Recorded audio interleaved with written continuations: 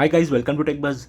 I'm back with another iPhone 8 Plus video, and this time we will see how does it feel to use iPhone 8 Plus in 2021, and is it better than mid-ranges from Oppo, Vivo or Samsung which are available at the same price point. iPhone 8 Plus was the last phone from Apple to come with a bigger display with Touch ID. Of course, last year the iPhone SE had launched with the Touch ID, but it had a smaller 4.7-inch display, whereas this one has 5.5-inch. And if rumors have to be believed, then iPhone SE Plus is also in the works and will come with the iPhone 8 Plus design but with the latest Apple A14 Bionic chip, but more on that later. iPhone 8 Plus can now be bought for as low as $350 or 27,000 Indian rupees or even for 21,000 rupees in the used phone market, and it is still a beast phone for its price. I have compared it to many premium mid-rangers and premium flagships on my channel, and iPhone 8 Plus performed really well.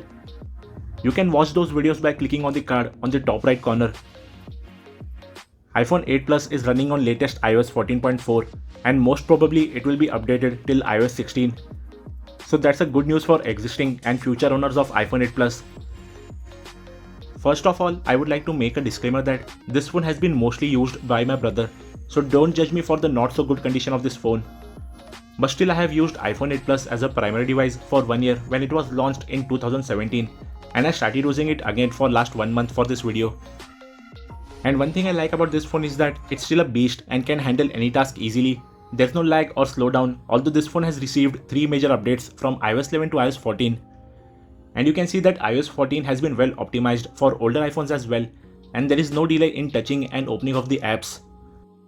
And I'm more than happy to report that I'm still getting 10 to 11 hours of battery backup with full day Wi-Fi, WhatsApp, Facebook, Instagram and some YouTube usage, as it has a just 2960 mAh battery, which is not so great compared to today's standards. It also supports 18-watt fast charging and can charge from 0 to 50% in just 30 minutes. It also supports wireless charging. The phone still looks premium with front and back glass body with aluminium frame, and it's also IP67 certified, water and dust resistant. At the bottom is the mic, speaker grill and lightning port. You get the lock button and the SIM card slot on the right side. On the left side is the mute unmute switch and volume buttons. At the back is a 12 megapixel dual camera setup with quad LED dual tone flash. At the front is a 7 megapixel camera, proximity sensor and earpiece, which also acts as a speaker as this phone has stereo speakers.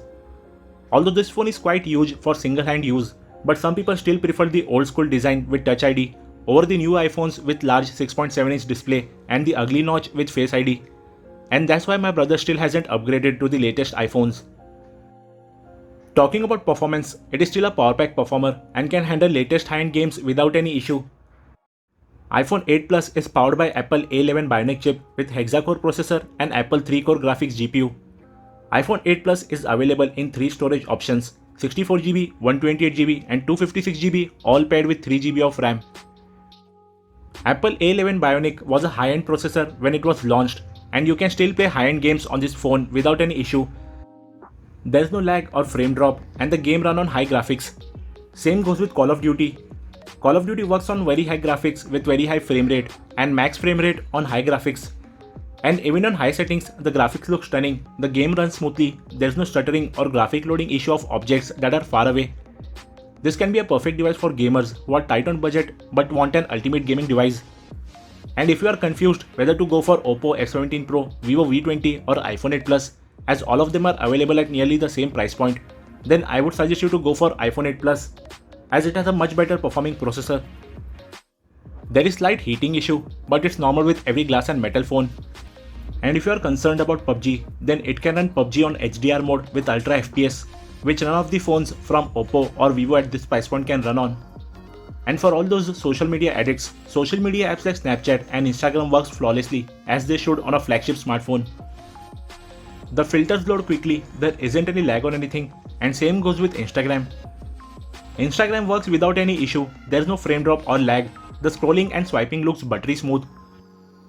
But one thing that this phone doesn't have is 120Hz refresh rate display, which would have made the experience even better.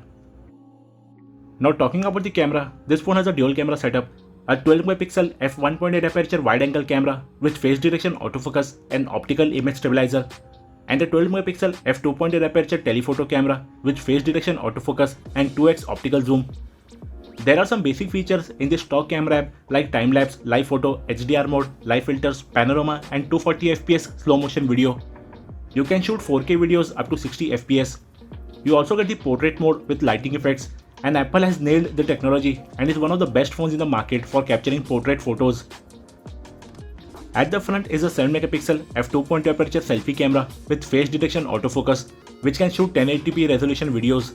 You also get live photo, live filters and time-lapse in the front camera as well. So let's check out some camera samples.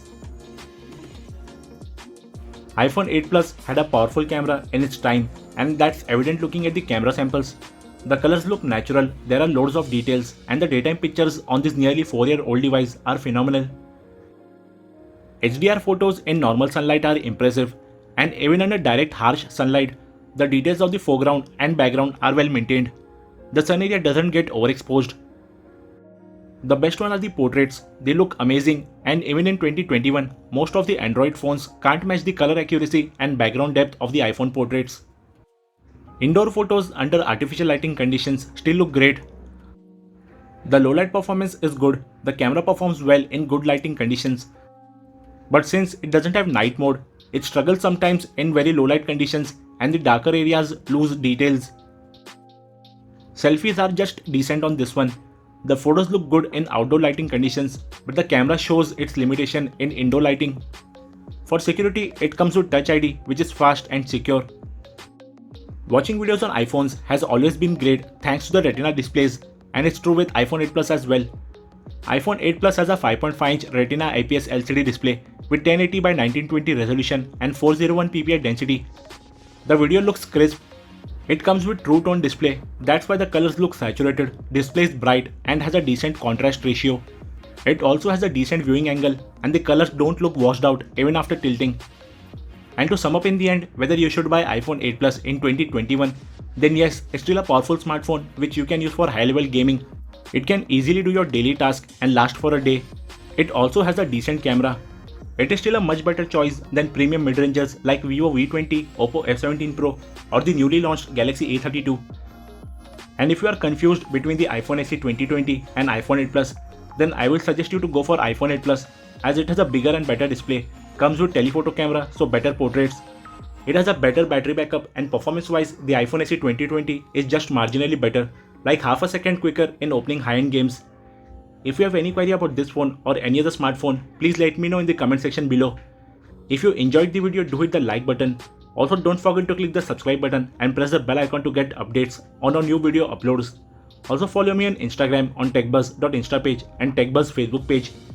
We will be back with another video soon. Till then, stay tuned.